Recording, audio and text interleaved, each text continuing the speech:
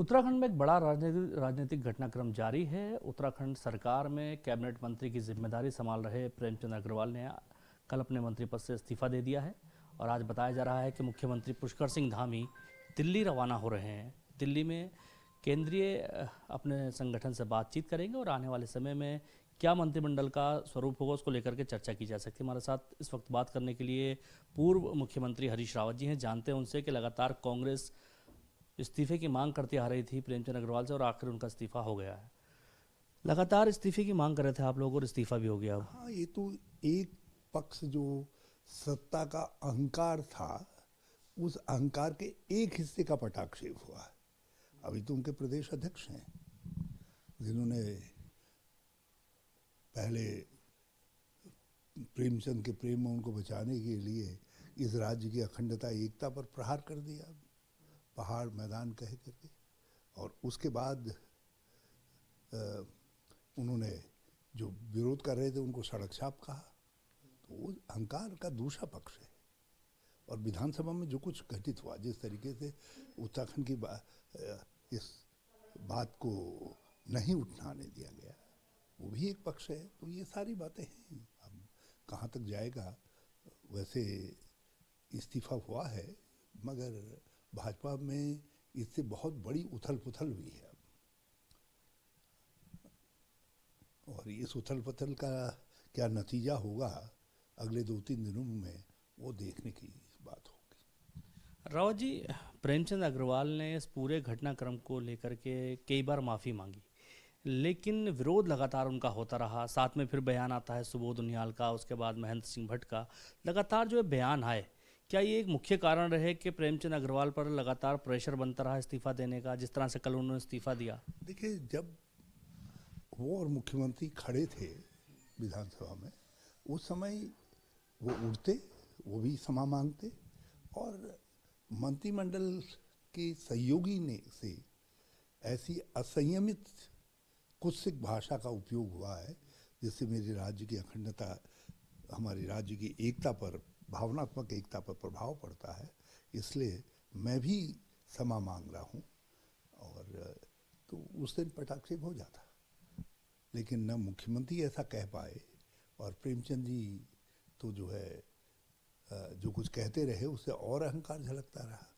अच्छा रावत जी, उत्तराखंड तो माफ़ी या खेद प्रकट करने की बात तो बहुत देर बाद कही गई, लेकिन उस समय ही जो है इस पर आग में घी डालने का काम प्रदेश अध्यक्ष के बयान ने किया। अरे भाई, उत्तराखंड कई आंचलिकताओं से बना हुआ है। इसमें हिमालयी क्षेत्र है, इसमें तराई है, इसमें भाबर का क्षेत्र है, इसमें हमारे नारसन जैसे ऐसे दूसरे क्षेत्र भी हैं जो तो उन क्षेत्रों की अपनी तरीके की वो है। तो उन सब आंचलिकताओं का सम्मान करना पड़ता है।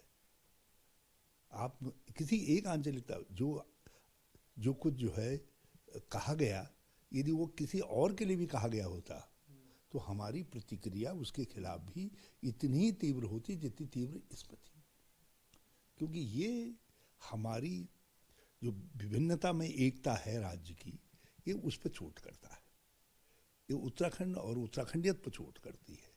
इसलिए ये बात जब उनके अध्यक्ष ने आग में घी डालने वाले बयान दिए, कुछ फिर और घटनाक्रम हो गए विधानसभा में, और घटनाक्रम हो गया, तो इससे चीज़ें बिगड़ती गई।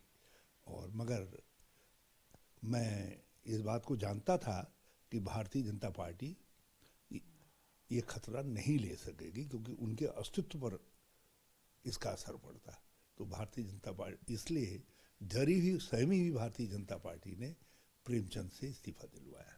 अच्छा रावत जी, ये पहाड़ और प्लेन का जो मुद्दा उठा, इससे कहीं ना कहीं उत्तराखंड के बीच में एक बड़ी खाई सी खुद सी गई है। कतई नहीं खुदी है, बिल्कुल नहीं खुदी है। जो विवेकशील लोग मैदान के भी थे, उन्होंने भी उस भाव को कंडेम किया, कहा नहीं, ये नहीं होना चाहिए था। कोई नहीं चाहेगा कि किसी भी कम्युनिटी को, किसी समुदाय को, किसी किसी प्रकार की बोली बोलने वालों को, किसी तरीके की आंचलिक संस्कृति को अपने में समेटे हुए सामाजिक ग्रुप को कोई उस तरीके से संबोधित करे जिस तरीके से प्रेमचंद जी ने कह दिया। क्या इस तरीके की बात यदि गन्ना उगाने वालों के लिए कहा जाता तो क्या हम उसको सहन करते? किसान किसी और तरीके की जो तीन बार धान की खेती करते हैं उनके लिए कहा जाता, तब भी हमारी यही प्रतिक्रिया होती। ये हमारे बंगाली भाइयों के लिए कहा जाता, तब भी हमारी इतनी तीखी प्रतिक्रिया होती। तो इसलिए इसमें पहाड़ और मैदान की खाई बनाने की कोशिश भाजपा ने की। अच्छा रावत जी, मंत्रिमंडल में और भी बड़े बदलाव की चर्चाएं हैं, क्या लगता है आपको? क्या मंत्रिमंडल थोड़ा अस्थिर हो गया है और इसको बदलना चाहिए? अब ये खिसक गई, दीवार खिसक गई। अब कितना डैमेज कंट्रोल इनकी लीडरशिप करती है वो देखने की बात है। क्या करते हैं तो उन्हीं के हाथ पे है। मुख्यमंत्री किस तरीके से अपनी बात रखते हैं, किस तरह से देखते हैं चीज़ों को, इस पर डिपेंड करता है। लेकिन इतना मैं जानता हूँ कि 2016 में जो लोकतंत्र के साथ पाप कर्म भाजपा ने किया, भाजपा उसके बाद इन्होंने कभी भी अपने मंत्रिमंडल में पूरा मंत्रिमंडल नहीं बनाया, हमेशा 2-1 पद खाली रखे। तो ये अब भी जो है 2-1 पद खाली रखेंगे। मुख्यमंत्री भी जो है कोई भी और भी होते तो वो पद खाली रखेंगे 2-1। अच्छा, इस पूरे घटनाक्रम को लेकर के एक राजनीतिज्ञ होने के नाते आप क्या सोचते हैं कि जो हुआ, क्या वो एक साजिश थी या जो उनके द्वारा किया गया वो एक भाव था जो उनके मुंह से निकला? ये अहंकार है सत्ता का। आप प्रेमचंद जी के कई बयानों को, कई कृतियों को देख लीजिए। बल्कि मैं कभी कभी सोचता था कि संसदीय कार्य मंत्री के लिए आपने पूरी तरीके से असंसदीय स्वरूप वाले व्यक्ति को क्यों रख दिया? स्वरूप तो बढ़िया है, मगर भाषा वाले को क्यों रख दिया? भाषा का उपयोग करने वाले को क्यों रख दिया? तो इसलिए मैं विधानसभा की 1-2 बार मैंने कार्रवाई उस पर देखी नेट पे, तो जिस प्रकार से वो हस्तक्षेप करते थे और बात को काटते थे और डपटते थे लोगों को, वो सब चीज़ें जो है असर करती है। मानसिकता उससे झलकती है। जिस प्रकार से उनके मेयर के विजय जुलूस में आप भाई क्या कहना चाह रहे हो तुम?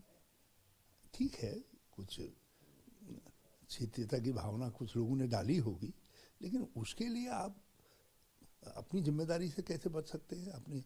हमारी जिम्मेदारी है, हम मान लिया कहीं पर होंगे, हमारी उपस्थिति में किसी एक कम्युनिटी को, किसी एक वर्ग को टारगेट करके कोई ऊंची बात कही जा रही होगी, हम उससे अपने को डिसोसिएट करेंगे।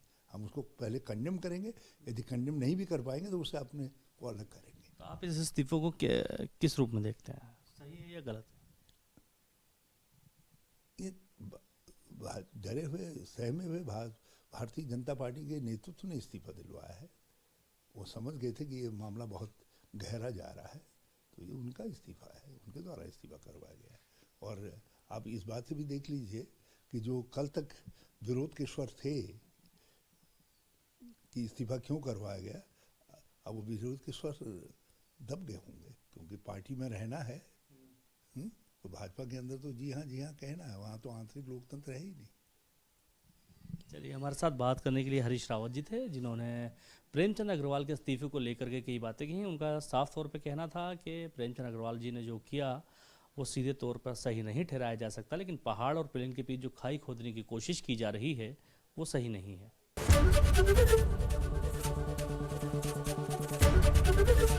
एबीपी गंगा, खबर आपकी, जुबान आपकी।